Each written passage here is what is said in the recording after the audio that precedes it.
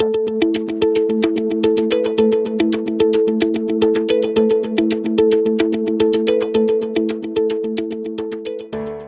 rappel de nos cours de chimie. On apprend tout de suite que la molécule la plus simple et la plus abondante sur la Terre, c'est la molécule d'eau. Je vous le rappelle, est composée tout de même de 2 atomes d'hydrogène pour un atome d'oxygène. Et que cette molécule d'eau, on peut la casser, la fractionner, la décomposer dans ces 2 composants, hydrogène et oxygène, en faisant ce qu'on appelle l'électrolyse. Ben, tenez, c'est ce qui se passe sur cette maquette. Regardez bien, on est alimenté par du courant électrique, et au niveau de cette membrane, on fait la décomposition de l'eau dans ces 2 composants. Vous voyez les bulles, oxygène et hydrogène. Et vous voyez tout de suite qu'il y a 2 fois plus en volume d'hydrogène que d'oxygène. Mais ce n'est pas tout. On va maintenant procéder à l'opération inverse. On va recombiner l'hydrogène et l'oxygène, ben oui, pour fabriquer de l'eau. Regardez, hydrogène et oxygène arrivent ici, au niveau de cette membrane. Et là, hydrogène plus oxygène donne, vous voyez, de l'eau, et on récupère un petit courant électrique.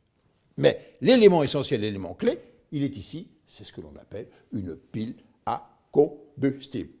Alors, petite explication. Pile à combustible, dont vous l'avez compris, c'est très simple. C'est composé de 2 électrodes.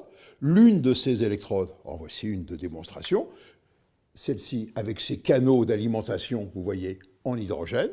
Là, l'électrode avec ses canaux d'alimentation en oxygène. Et entre les 2, vous voyez l'élément clé, c'est cette membrane qu'on appelle semi-perméable, composée de milliers de petits trous microscopiques qui ne laissent passer que les noyaux d'atomes d'hydrogène. Voilà donc pour le principe. Et les piles à combustible, aujourd'hui, qui est une technologie parfaitement maîtrisée, on en trouve de toutes les puissances. On en trouve des petites pour l'outillage électroportatif, on en trouve également pour les chariots élévateurs, mais on en trouve de fortes puissances également pour l'automobile. On a même pensé à un moment faire des essais avec des locotracteurs et des locomotives. Et à telle enseigne qu'en Allemagne, il y a un autorail qui roule avec des piles à combustible et qui lui fabrique son électricité. Alors, pour bien comprendre l'efficacité, la simplicité et surtout, je veux dire, la maîtrise de cette technologie, regardez, voilà une petite pile à combustible. Eh oui, elle développe tout de même 500 watts. Mais cette pile à combustible, elle est alimentée en hydrogène. Regardez. Cette pile à combustible, vous voyez, ça c'est un vélo.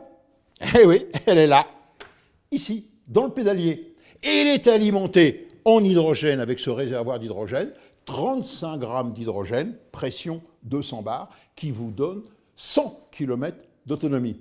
Et l'électricité produite par cette petite pile à combustible sert à alimenter, via une batterie tampon lithium-ion, le moteur électrique qui est dans la roue arrière. Belle démonstration, j'oserais dire, d'un produit de grande consommation, grand public et extrêmement fiable. D'où l'idée de se dire, mais pourquoi nous, les consommateurs, ne pas les utiliser pour les usages domestiques, c'est-à-dire dans notre maison? Mais oui, ça y est, c'est réalisé.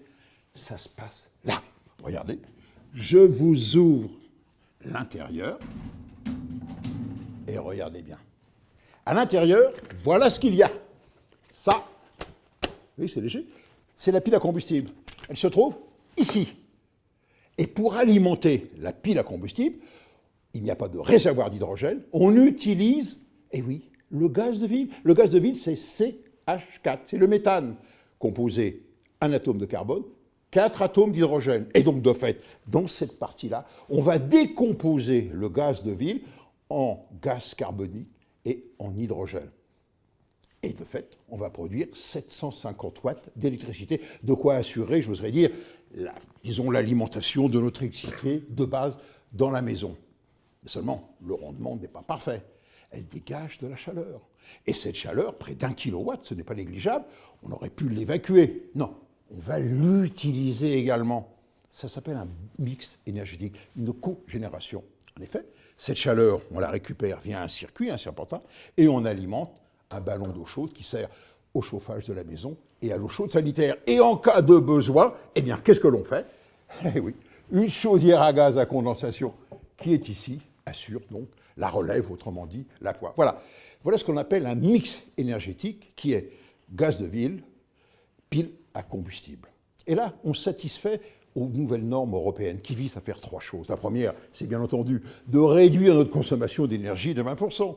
La deuxième, évidemment, c'est de réduire de 20% et également les dégagements de gaz à effet de serre. Et puis, troisièmement, également d'utiliser 20% les énergies renouvelables dans notre mix énergique. Bref, on joue et gagne sur les 3 tableaux.